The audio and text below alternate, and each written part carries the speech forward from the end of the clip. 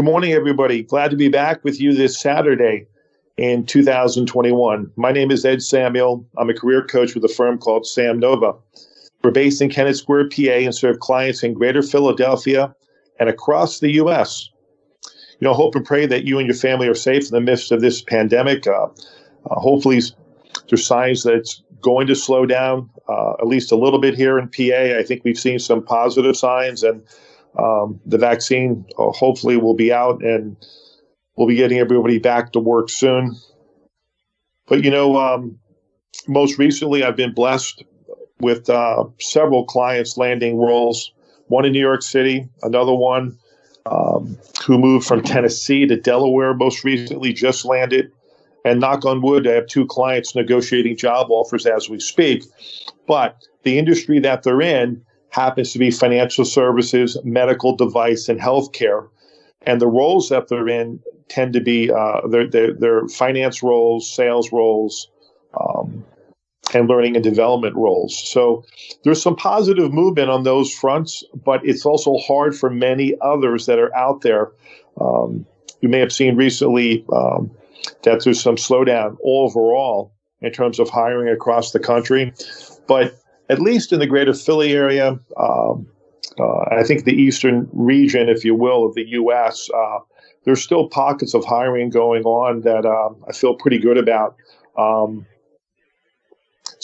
But my message is, even if things slow down, all the more reason to keep working really hard at everything that you do, and certainly tapping into the hidden job market and all the things I talk about. Just don't slow down. That's my message. Now, hey, we're going to kick off our Career Spotlight series for 2021 this morning. Last year our series was really focused on talking to people from all walks that landed in a career or that they're in a career that finally seems to resonate with who they are. But it's never so much about, that end destination, but some of the twists and turns to get there. And that's what we love to talk to our guests about. And some of those pivotal moments where someone decided to take the bull by the horns, continue to persevere, demonstrate resilience at remarkable levels, and certainly have a lot of faith in that journey. So, never so true than our guest this morning. So I'm honored to be talking to Denis Kelser. Denis, welcome to the program. Nice to be here, Ed. Before let me share that, Denis is a senior strategic sales and account manager with more than 20 years experience supporting international electronics products and services in Southeast Europe, most of his entire career.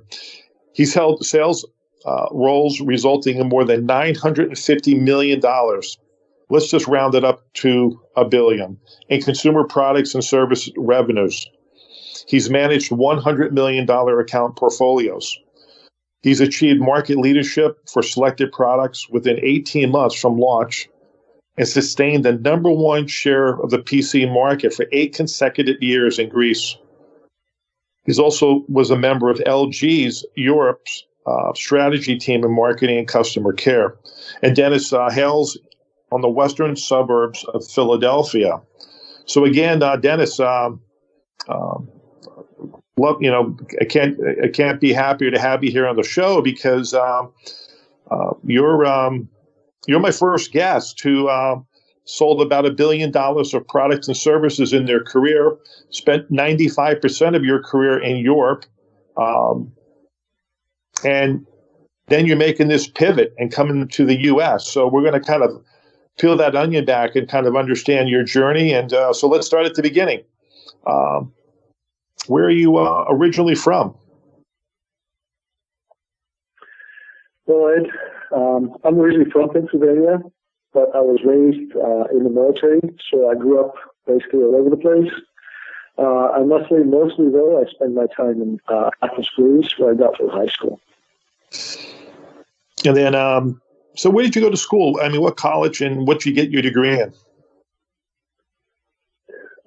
I studied, I went to college in London, in the UK. I studied at the University of Middlesex, It's in the Greater London area, where I obtained my bachelor's in business administration. Why did you pick business administration? I'm always curious. What was the reason at the time? Well, I was already working, and I'd already been in the business world at the time.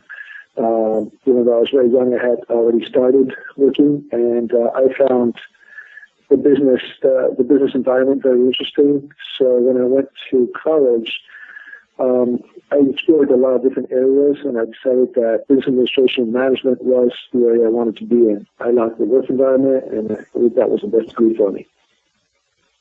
Interesting. Yeah, I'm always curious in terms of what kind of why people chose that degree because I spent a lot of time focusing on that. Now, somehow early on, you met your future wife that detoured you somehow. So, talk to us a little bit about that.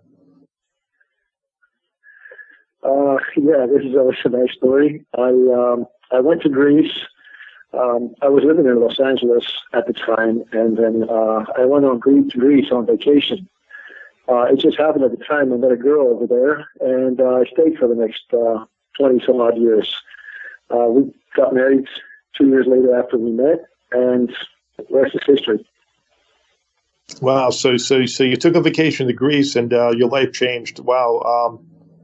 So when you went, after school, where did you cut your teeth first in the business world, Denis? Actually, that was in Samsung, trading company which represented the Samsung Group at the time. The specific company represented the Samsung Group, and they ranged from recycled paper to the aerospace division, which sold stringers to Boeing. I worked in the operations department, and at that time I also had the opportunity to work with the credit manager, and that was the first time I got to read a Dun & Bradstreet report, learning about how the credit department works. It was a great learning experience the first time, and I really enjoyed the environment that I found. It wasn't an easy environment. It was a tough environment. I was actually the only non-Korean in the company at the time. The only non-Korean? That made it all the more interesting. I'm sorry. Did you say the only non-Korean? Yeah, that is true. I was the only non-Korean in the company. Everybody in the company was either transferred from head office or hired locally, but they all spoke Korean at the time. Interesting. So I know how long were you with Samsung? I worked for Samsung in the U.S. for 7 years, and then for the representative in Greece for another 7. Wow. And then I understand. Then I understand you made a change to another big company. Yeah. I went to LG. Well, I must admit the time I've had in all these companies was great. I had a great run with them. I learned a lot of things. I had the opportunity to grow. There's always pros and cons in every company, but I can say that I had a good time. I learned a lot. And I was working with Samsung for a long time. So when I came to Greece, it was the easiest thing for me to get a job with the representative locally, and that worked very well for me. When you went to LG, talk to us a little bit about the roles that you played there. Okay, well, while working for the Samsung representative in Greece, I was actually offered a position with Ericsson at the time as their marketing director for the mobile phones division. And at the same time, I found out there was a job with LG Electronics setting up in Athens. So I actually went after that position at the time. And even though the salary was a little lower than Ericsson, I took the position, and it turned out to be a wise choice. While at LG, I worked as the business unit manager for the IT segment, which went very, very well. And after 18 months, we reached a position where we were leading the market. And the results that we had after the first 2 years led to my being able to get a second responsibility with a second business unit. So I was actually managing 2 separate business units, vertical, in the company, the IT and the mobile business division. And that went on for the whole time that I was there. I also had the opportunity to work and reorganize the marketing department, taking over all of the marketing business units that we had, as well as the consecutively I moved on to and took over also the customer care department for a while. And that worked out very well for me. The thing is, we managed to turn around every unit that I took responsibility for, and great results in every area. I must say that Greece, although a very small country, my division was always a part of the European strategy team because of results. And the countries that were participating in the strategy team were the Big Five: Germany, France, Spain, Italy, and UK, and Greece in the end. We were a very small market, but we had the best results of everybody in Europe.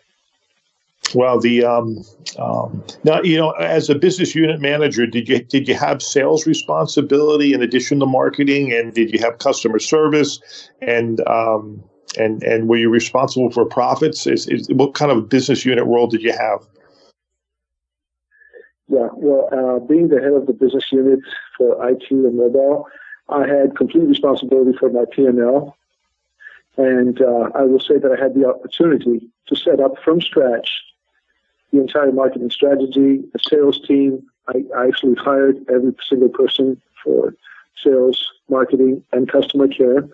I set up the call center at the time, the service policies, the service team, everything that had to do with the business unit I did hands-on in every step, because it was a setup process. And I'm proud to say it worked out very, very well for me in every single area that I handled.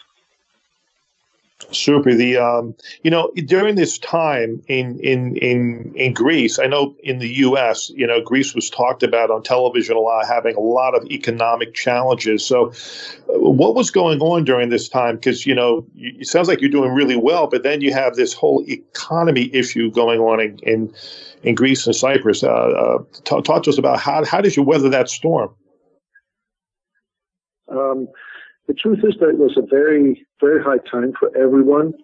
All companies downsized to levels that were unprecedented for the Greek market. The banks actually shut down. We had capital controls. All credit activity ceased in the market. Greece was actually bankrupted. It was never said officially, but that's what happened. And it was a quite tragic situation in the market. There was a lot of bankruptcies. It's probably the worst situation I've ever seen. It's the first time a nation lost 25% of its GDP overnight without a war. It doesn't get worse than that. And yet, in the midst of all that, you're still trying to run a business and sell product, right? Yeah. So after you had this run with LG, I understand that another opportunity kind of came at you. So talk to us about that. Okay, well, being one of the founding members of LG, I was offered the option of staying in the company or an attractive compensation package if I decided to take it. I did at the time. I took the package, and I immediately moved to a smaller firm. It was somebody I was doing business with. I bought a portion of the company for when we started, and I managed to turn it around in about a year in this horrible situation that we were dealing with. The truth is that because the market was so difficult, I reorganized the entire operation. I changed the modus operandi of the company. I went to our competitors and created a huge buying group where we were able to pull all our money together and purchase directly from the international suppliers and manufacturers. And I was the only one that had this kind of connections and was able to set this up. This led to a big turnover for my company because we're actually making the purchases and reselling to our actual competitors in the market. And the biggest part was that we got everybody working We pulled our resources together, and a really small company turned into a big operation in a minimum amount of time. It took me a year to turn it around, but in the second year, I must stress that we went from an amazing 1.5 million to 10 million. Amazing. Well, I mentioned early on that, you sold about $1 billion. How does anyone sell $1 billion of anything, let alone in consumer, electronics, and a really tough market over in Europe? Can you just say one or two things that you did that you think that were just pivotal in being able to do something like that from a sales standpoint? Well, what I'll say is that it takes a lot of work. It's not easy. However, I managed to build great relationships in the market very fast. I'm very good at building relationships and solidifying cooperations with my clients and customers. I built very, very good sales teams. And I'm happy to say that the majority I selected and worked with in all these years moved on. They've all done great. They've all achieved very good management positions after we all went our separate ways. And they're doing quite well. The most important thing, though, is that you have to think and listen to the voice of customer in the company, your own staff, and the consumers. I was able to pull myself out of the industry norms. I found ways to make my competitors irrelevant to my business. And the most important thing is what I said earlier is paying attention to the voice of customer. I analyzed my customer care findings from the call center, and I found the few things that made the big difference for the end users, even though most competitors could have easily done it, they didn't. We did, and that's what made the difference, and we separated ourselves and went ahead very far from our competitors, which led to a situation where we would place a product in the market and everybody would come and play good pricing around us. Beautiful. So then, Denis, something happened, and what kind of sparked your decision, I guess, to move back to the U.S. after this amazing run in Greece? Well, actually, although I was very comfortable with my employment in Greece and the situation I had, the continued economic problems in Greece, because they've been in this crisis for 10 years now and they don't seem to be able to get out of it, and COVID made it even worse this year. It does provide for a bleak future for my family. Things don't look good. The unemployment rate for the younger generation today is about 50 to 60%. And although that doesn't affect me, it does affect my family. So I decided to move my family to the U.S. and start over and provide my family with a better opportunity for their future. Well, that's the sole reason I moved back.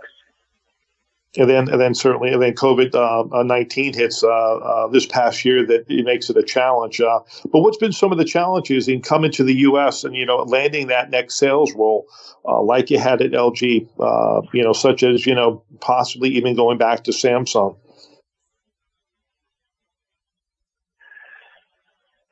Well, I've worked for Samsung and LG for so long, and I know these companies very well.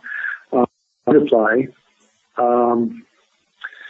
I believe that, and it's a fact that, and I've seen this, that they won't hire people over 45, to be honest. And also, I'm sure that if we ever called them out on this, they would have a great amount of excuses for it. But I see no reason for a company like LG or Samsung not to hire me, considering the run that we had. I obliterated Samsung in the market looking for LG. LG gained a lot by employing me. So it seems like a dead end, so I gave up on that, and I've moved forward. I've had some opportunities with other companies that I'm discussing. I don't know how it's going to work out, but. And my understanding is that, you've had this background in electronics, but it sounds like sales, running a commercial business, a business unit leader, selling is something that's in your blood, and that feels like you could touch just about any consumer oriented product or service and bring those skills from Europe right here to the U.S.?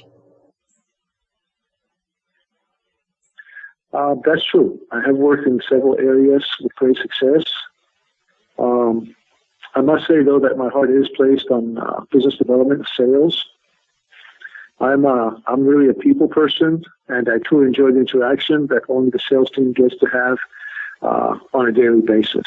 And this is basically my target. There's a lot of areas I could handle, but I would actually prefer sales. Denis, so you're looking to land that next role now. So, for all those sales vice presidents out there listening to this program this morning, what would you want to say to them in terms of, your ability to jump in and tackle a sales role now?